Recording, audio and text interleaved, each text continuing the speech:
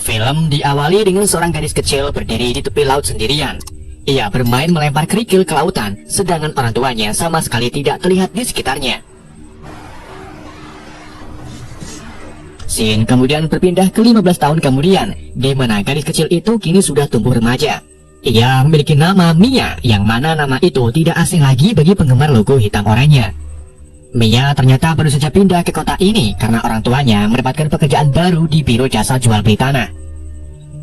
Mia kemudian pergi ke sekolah barunya, di mana di dalam kelas Mia memperhatikan sekelompok siswa-siswi yang terkenal dengan kenakalannya. Setelah kelas selesai, Mia bertemu dengan siswi lain bernama Sophie yang tahu bahwa sekelompok anak terkenal itu memiliki kebiasaan yang buruk. Bukannya menjauhi kelompok itu, Mia malah ingin bergabung dan berbasa-basi meminjam korek api untuk menyalakan udut. Namun ketua dari kelompok itu yang bernama Giana malah menertawakan Mia dan pergi meninggalkannya. Setibanya Mia di rumah, ibu Mia yang bernama Ibu menanyakan bagaimana hari pertamanya di sekolahan. Mia pun menjawab bahwa dirinya tidak tahu. Si ibu yang kepoan lalu kembali menanyakan tentang teman sekelasnya, tetapi si Mia malah menjawabnya dengan nada kasar, lalu mendorong ibunya sampai terjatuh. Hal itu membuat sang ayah marahi Mia secara habis-habisan karena perilakunya yang tidak pantas tersebut. Padahal sang ayah sudah memberikan apapun yang Mia inginkan, tetapi sampai sekarang sifat Mia masih saja sering emosian. Jadi ternyata Mia ini memang anaknya suka marah-marah gak jelas sejak menginjak umur 15 tahun. Di malam harinya, Mia terbangun dari tidurnya dan tiba-tiba merasakan haus akan air asin. Ia pun pergi ke dapur untuk minum segelas air yang ditambahkan garam. Setelah itu, dia pergi ke kamar ibunya dan berbaring bersamanya sebagai permintaan maafnya. Keesokan paginya, Mia kembali berangkat ke sekolah, di mana kelasnya berencana untuk melakukan tur wisata ke beberapa lokasi yang akan mereka pilih. Beberapa siswa lalu memilih tempat yang berbeda untuk mereka kunjungi, tetapi mayoritas kebanyakan siswa memilih wisata Coneyland untuk mereka kunjungi. Setelah kelas selesai, Mia kembali menghampiri kelompok anak nakal dan menawari mereka rokok kretek sebagai sarana mendekati mereka. Pemimpin kelompok yaitu Giana lalu tertarik dengan Mia dan menawarinya bergabung. Namun sebelum itu Mia harus rela melepaskan keperawanannya jika ia sudah masuk ke dalam kelompoknya. Bukannya menerima, Mia malah menerimanya dan kini resmi menjadi bagian dari kelompok Giana. Giana kemudian membawa Mia ke rumahnya bersama dua teman Giana yang bernama Nelly dan Vivi. Gadis-gadis itu lalu tiba di kamar Giana dan membuat profil kencan online untuk Mia. Namun Mia menjelaskan bahwa dirinya lebih suka dengan pria yang lebih tua. Mereka kemudian membuat permainan tersedak, di mana Giana menyuruh Mia mencekiknya hingga Giana jatuh ke tempat tidur dalam keadaan euforia. Setelah Giana sadar, Mia malah ingin mencoba permainan tersebut. Namun alih-alih merasa euforia, Mia malah membayangkan dirinya berada di bawah air secara spontan. Ketika Mia sadar, dia merasa cemas lalu berlari keluar kamar untuk kembali ke rumahnya. Setibanya di rumah, Mia secara impulsif mengambil beberapa ikan tropis dari akuarium orang tuanya dan melahapnya secara tidak sadar. Namun setelah sadar, Mia segera memuntahkannya ke dalam kloset. Setelah itu, ibu Mia datang dan bertanya tentang ikan yang hilang. Mia pun mengklaim bahwa dia telah membuangnya ke dalam toilet, yang membuat si ibu marah serta marah Mia untuk tidak makan ikan lagi. Di hari berikutnya, setelah pulang sekolah, Mia bergabung dengan Giana and the Gang yang berencana pergi ke mall untuk berbelanja. Tapi bukannya berbelanja, mereka malah mengutil beberapa barang yang membuat mereka dikejar-kejar oleh satpam setempat.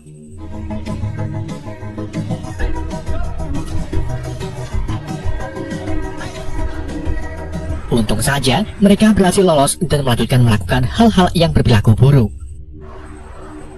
Selama bergaul dengan Giana, Mia akhirnya mendapatkan mens pertamanya. Namun mens pertama tersebut malah berdampak buruk bagi Mia, di mana ia mulai mengembangkan kelainan fisik seperti jari kakinya berselaput dan kakinya mulai timbul memar secara misterius. Hal itu tentu saja membuat Mia shock bagaimana kelainan ini bisa terjadi.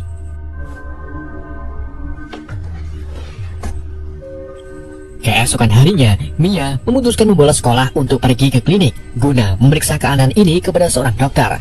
Si dokter bernama dokter lalu menjelaskan bahwa jari kaki Mia merupakan kelainan sindaktili, yaitu kelainan yang ada sejak lahir. Namun Mia mengatakan bahwa kelainan ini baru saja timbul hari kemarin. Si dokter pun terkejut dan segera memeriksa Mia kembali di laboratorium. Dari hasil periksa tersebut, si dokter menyebutkan bahwa keadaan Mia sehat-sehat saja. Mia kemudian pergi saat si dokter menelepon rekan kerjanya tentang penyakit Mia. Setibanya di rumah, Mia membongkar foto-foto pernikahan orang tuanya dan mendapati bahwa ia tidak menemukan foto ibunya sedang mengandung. Mia pun mulai pargoi karena yakin bahwa dirinya merupakan anak dari adopsian. Mia lalu menanyakan tentang hal ini kepada ibunya, tetapi si ibu mengalihkan pembicaraan lain dengan menyuruh Mia mengerjakan PR. Bukannya mengerjakan PR, Mia malah membuka situs berwarna biru dan tiba-tiba mendapatkan pesan dari seorang pria berumur 30 tahunan yang tertarik bercinta dengan Mia. Mia pun membalasnya dan setuju untuk bertemu di penginapan 100 ribuan. Keesokan harinya, Mia memberitahu Giana dan teman-temannya bahwa hari ini ia akan bertemu dengan seorang pria. Mereka pun mengantarkan Mia ke hotel yang dimaksud. Namun, setelah bertemu dengan pria tua itu, Mia malah menyerangnya karena si pria bertanya tentang luka memar di kakinya.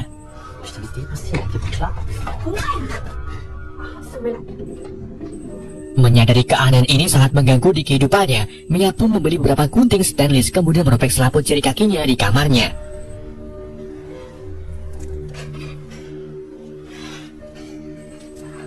Di hari berikutnya, Mia tiba-tiba merasakan gatal di bagian punggungnya. Ia pun pergi mengunjungi apartemen teman Giana yang bernama Roberto dan meminta Roberto untuk menggaruk-garuk punggungnya. Setelah digaruk, Roberto memberitahu Mia bahwa nanti malam mereka akan mengadakan pesta dan meminta Mia untuk datang ke sana. Sore harinya, Mia mengunjungi pesta itu di tempat nongkrong para remaja nakal. Di sana, Mia terus berpesta minum minuman terlarang bersama Giana dan teman-temannya. Selama pesta haram, Mia melihat Giana mabuk berat dan memutuskan untuk membawa Giana ke rumahnya. Setibanya di rumah, Giana curhat kepada Mia tentang kehidupan rumah tangganya. Ia mengatakan bahwa ibunya pergi ke AS setelah menceraikan ayahnya, tetapi belum mengatur waktu untuk membawa Giana meskipun telah berjanji selama beberapa tahun. Pagi harinya, Mia memperkenalkan Giana kepada orang tuanya, tetapi perilaku Giana begitu tidak sopan yang membuat orang tua Mia merasa was-was dengan pergaulan putrinya.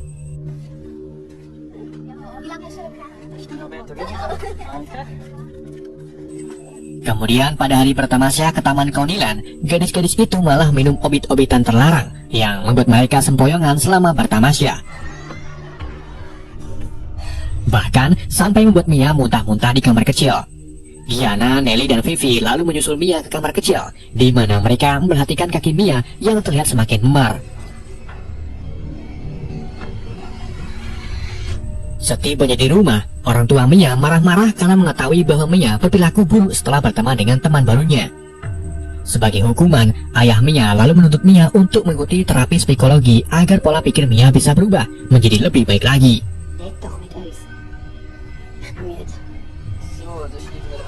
Pada suatu hari saat di sekolah, Mia beserta siswa lainnya terlihat sedang mempelajari bagian jeroan ikan.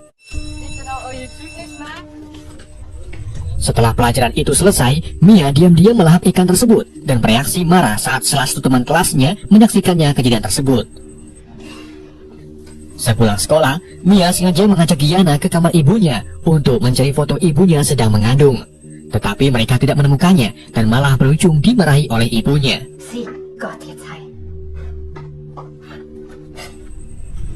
Keesokan paginya terus, orang tua Mia mengajak Mia kondangan ke luar kota. Tetapi Mia menolak dan memilih tinggal di rumah sendirian. Gak lama setelah orang tuanya pergi, Mia tiba-tiba ingin makan ikan sepat. Ia pun segera pergi ke akuarium ibunya, lalu makan beberapa ikan sepat di dalamnya. Mia kemudian pergi ke sebuah pesta haram di dermaga.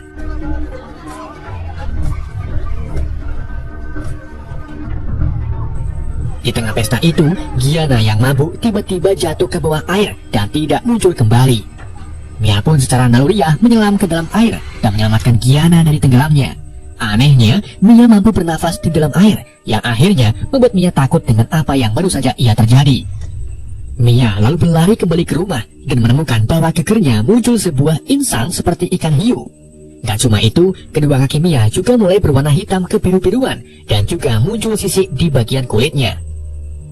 Tepat di saat itu juga, Giana masuk dan bereaksi ngeri saat melihat kondisi Mia. Dia mencoba untuk membantunya, namun Mia menolak dengan marah dan mengalami gangguan mental karena perubahan cepat pada tubuhnya.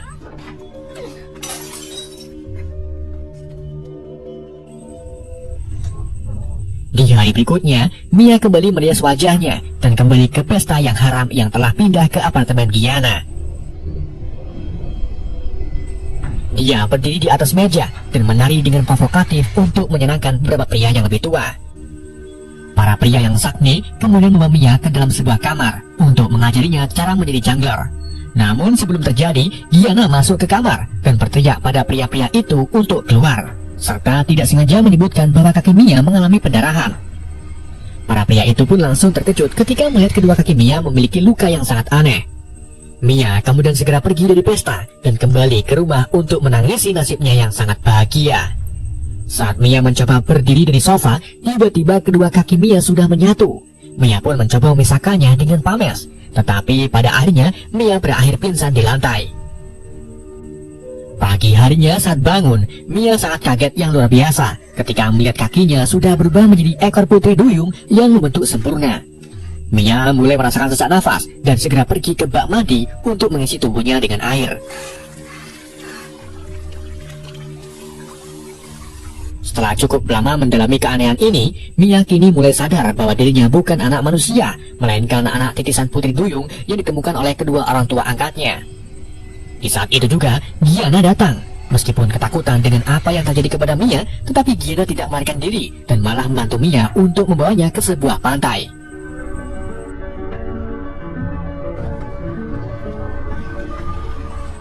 Setiba di sana, Mia membuat satu panggilan telepon terakhir untuk ibunya, di mana ia memberitahu ibunya bahwa dia merindukan mereka berdua. Namun orang tua Mia tidak menyadari bahwa Mia memberikan selamat tinggal untuk terakhir kalinya.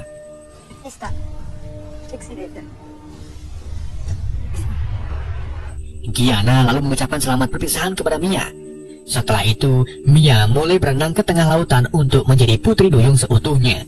Film pun berakhir.